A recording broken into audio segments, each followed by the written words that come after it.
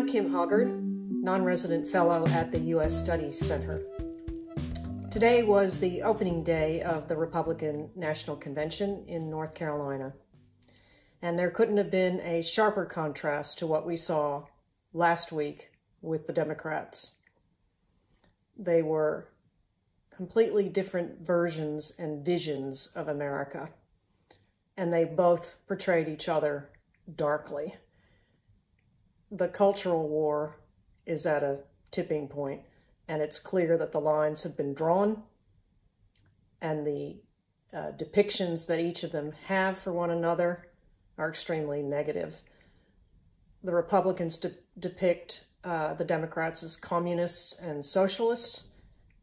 The Democrats say the Republicans will destroy the democracy.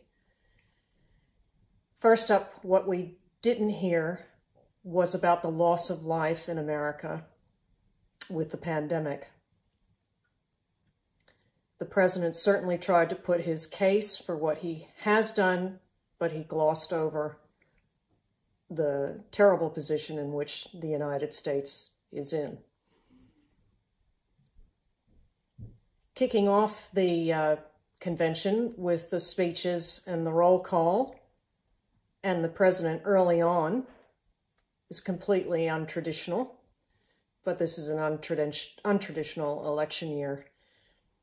The RNC used some of America's most significant monuments as backdrops, the Statue of Liberty, the Jefferson, the Lincoln memorials, and it was reminiscent of the grand backdrops that the Reagan administration used and the pageantry that they tried to instill when they first introduced that into campaigning.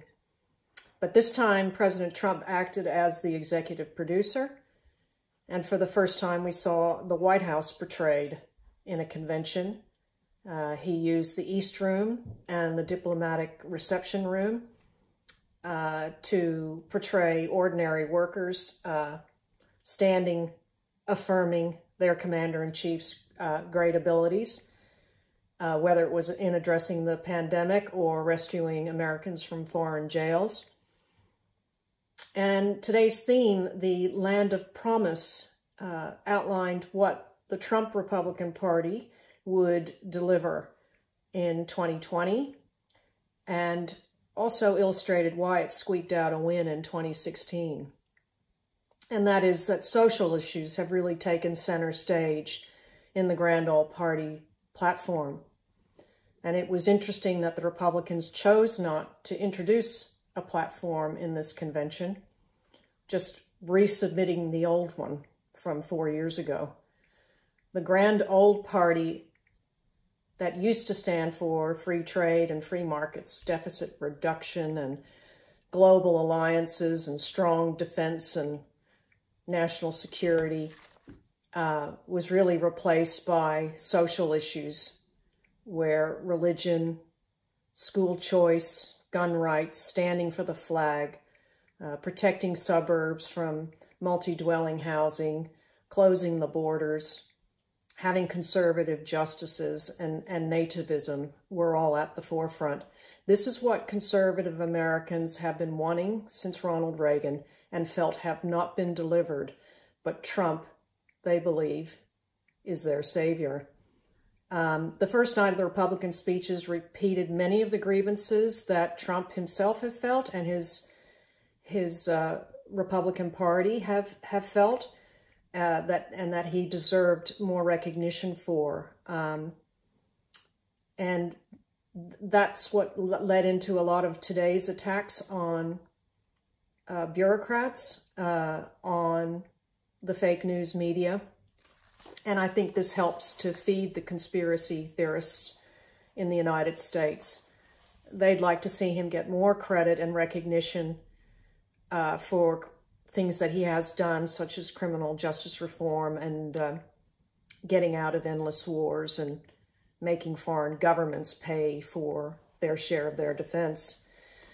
Getting to highlights, I think Senator Tim Scott, the African-American senator from South Carolina, was probably the most measured speaker of the day, even though he was critical of Biden. He had a bit of a calmer appeal to voters. Several lowlights, of course, the pandemic, as I mentioned, and the misleading depiction of how the country is going with that. The McCluskeys, the Missouri suburbanites, who we all remember seeing with their weapons drawn outside of their home as protesters, Black Lives Matter protesters walked by. They, of course, claimed that Marxists would be walking the halls of Congress, that they would take power and abolish the suburbs. And another lowlight, which we couldn't miss, was the campaign fundraiser for Trump, Kimberly Guilfoyle, who over-dramatically delivered her speech, to put it kindly. But she also cried that socialists will fundamentally change the nation. I think there were too many scare tactics from most of the speakers today. As for the campaign strategy, that gets back to the speeches. They were all pretty negative. And it's clear that the strategy is to just appeal to the president's base. And that's why it's going to be difficult for him to win in November, because he really needs to widen his base. And I don't think today achieved that. One of the biggest surprises to me was an oversight by the speechwriters in terms of getting consistent messaging. Nikki Haley said that it was a lie that America is a racist country. Her speech was followed by Donald Trump Jr., who claimed that America needed to put an end to racism. So they're not on the same page on that subject.